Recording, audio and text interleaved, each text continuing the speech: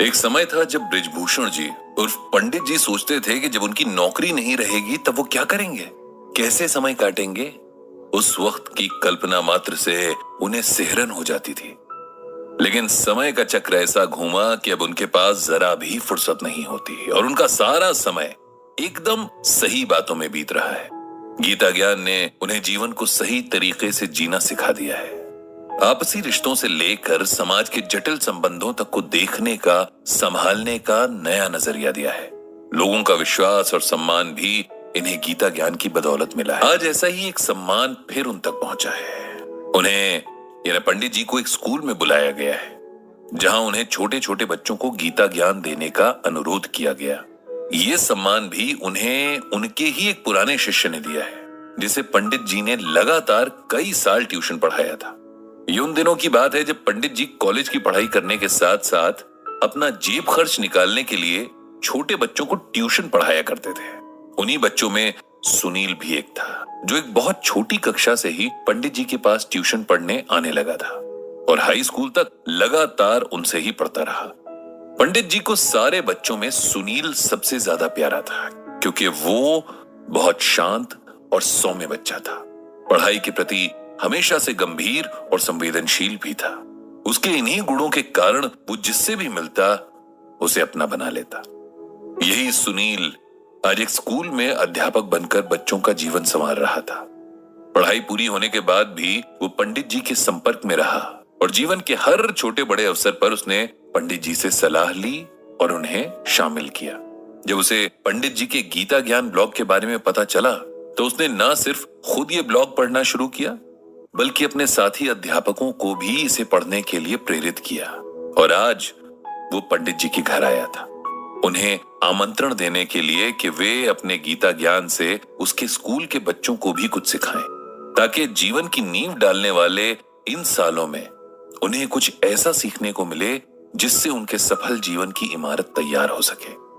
तय समय पर पंडित जी की कक्षा के लिए व्यवस्था की गई। एक बड़े से हॉल में बच्चे बैठे, कुछ बहुत छोटे थे तो कुछ थोड़ा बड़े। उन्हें देखते हुए पंडित जी ने सोचा कि मैं इन्हें क्या समझाऊं, ये तो अभी स्वयं गीतामय होकर जी रहे हैं। चलिए, लेकिन अब जब आया हूं तो कुछ तो बोलना ही होगा। पंडित जी ने यही सोचकर माइक लिया और बोलना शुरू किया। प्यारे बच्चों, मेरा नाम बृजभूषण है, लेकिन मेरा एक प्यार का नाम भी है। जैसे आप सबका होगा, कोई रिंकी, कोई पिंकी, कोई चुनमुन तो कोई रुंझुन। ऐसे ही प्यार से सब लोग मुझे पंडित जी बुलाते हैं। क्या बुलाते हैं? पंडित जी। सभी बच्चों ने एक स्वर में जवाब दिया। आज मैं आपके साथ कुछ बातें शेयर करने आया हूं, बातें जो भगवान श्री कृष्ण ने हमें बताई हैं। आप लोग जानते हैं कि भगवान श्री कृष्ण कौन हैं? जी, भगवान श्री कृष्ण जो बंसी बजाते हैं, माखन खाते हैं, एक बच्चा बोला। बिल्कुल ठीक। इसके अलावा और क्या करते हैं भगवान श्री कृष्ण? राक्षसों को मारते हैं, जो गलत काम करते हैं उन्हें पनिशमेंट देते हैं, एक और प्यारा सा बच्चा बोला। हाँ, बिल्कुल ठीक। पंडित जी खुश होकर बोले। तो प्यारे बच्चों, आज उन्हीं भगवान श्री कृष्ण की कही कुछ बातें बताऊंगा, आप ध्यान से सुनना। ओके? सारे बच्चे एक साथ बोले, ओके पंडित जी। बच्चों, मैं आपको एक श्लोक सुनाऊंगा। जैसे हिंदी में कविता होती है ना, इंग्लिश में जिसे पोम कहते हैं, वैसे ही संस्कृत भाषा में श्लोक होता है। तो मैं आपको एक श्लोक सुनाऊंगा और उसका मतलब भी बतलाऊंगा।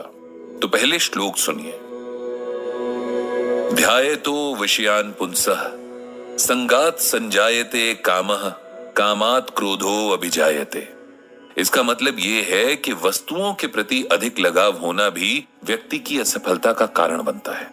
इसीलिए व्यक्ति को चाहिए कि वो खुद को हर तरह के लगाव से दूर रखे, क्योंकि वस्तुओं के लगाव से हर पल एक इच्छा जन्म लेती है, जिसकी पूर्ति न होने पर व्यक्ति क्रोध और दुख का भागी बन जाता है, जिसके चलते सफलता के मार्ग में बाधाएं उत्पन्न होने लगती हैं। समझे बच्चों? एक भी बच्चे का हाँ में जवाब नहीं आया और इस बात से पंडित जी को बड़ी खुशी हुई, क्योंकि यही बात तो बच्चों में सबसे खास होती है कि वो मन के सच्चे होते हैं, किसी का मन रखने के लिए भी झूठ नहीं बोलते। बहुत बढ़िया बच्चों, ये तो मुझे भी समझ नहीं आया। ये सुनकर सारे बच्चे जोर से हंस पड़े। अब हम दूसरे तरीके से इस श्लोक का मतलब समझेंगे। इसमें भगवान श्री कृष्ण बताते हैं कि हमको किसी भी चीज से बहुत ज्यादा प्यार नहीं करना चाहिए। ऐसा नहीं होना चाहिए कि हम इस चीज के बिना नहीं रह सकते।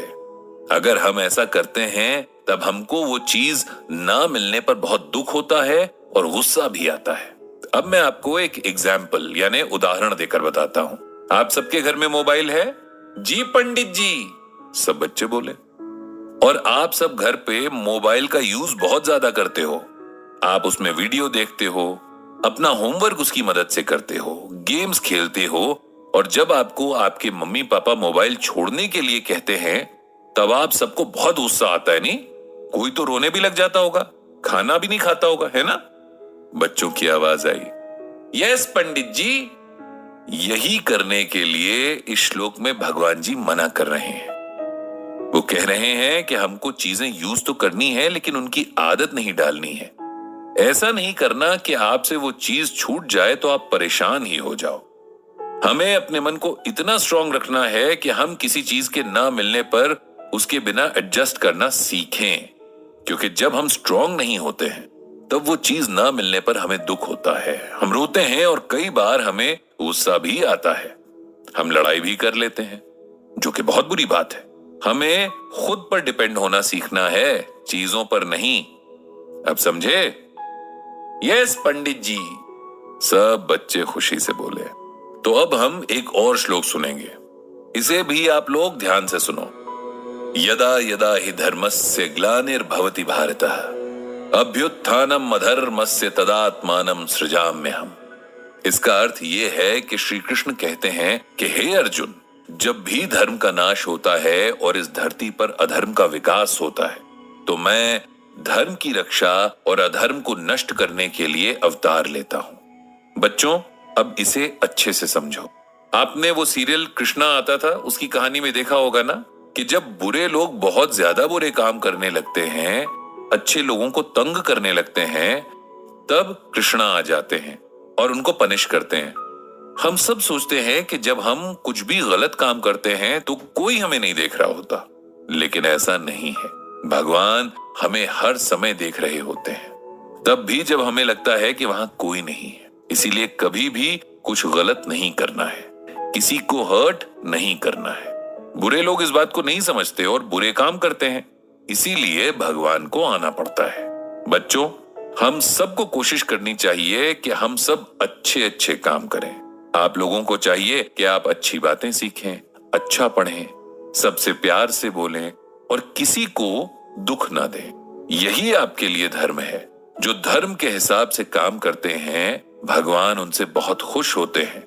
जो नहीं करते, उनसे गुस्सा होते हैं। समझे? यस पंडित जी, बच्चे एक स्वर में फिर से बोले। इस तरह बच्चों के साथ पंडित जी ने बहुत सारी गीता ज्ञान की बातें की और उन्हें इसमें बहुत मजा आया। बच्चे भी बहुत खुश दिख रहे थे। दोबारा फिर आने के वायदे के साथ पंडित जी ने वहां से विदा ली।